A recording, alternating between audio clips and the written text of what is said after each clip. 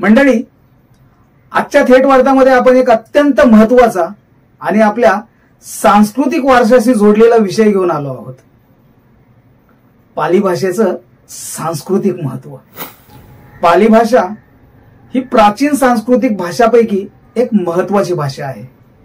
इसवी सन पूर्व 6व्या शतकात गौतम बुद्धांच्या काळात पाली भाषेचा विशेष प्रसार झाला.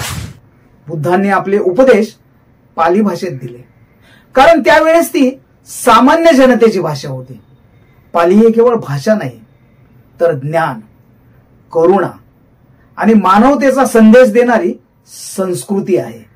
त्रिपिटकासारखे बौद्ध धर्मग्रंथ पाली भाषेत लिहिले गेले, जे आजही जगभरातील संशोधकांसाठी अमूल्य ठेवा आहेत.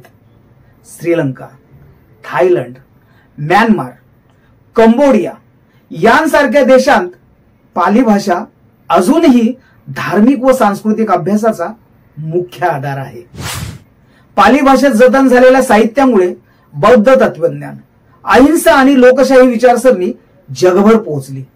पाली भाषेच्या माध्यमातून आपल्याला केवळ धार्मिक नव्हे, तर जागतिक आणि ऐतिहासिक वारशांचं जतन करता आलं आहे.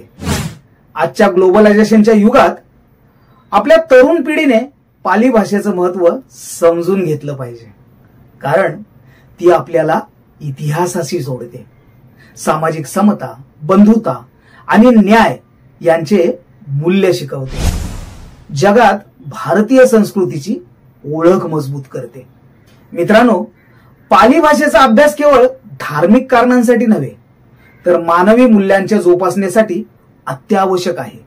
आपण सर्वांनी आपल्या वारसाचा अभिमान बाळगून ही प्राचीन भाषा समजून घेण्यासाठी पावले उचलली पाहिजेत.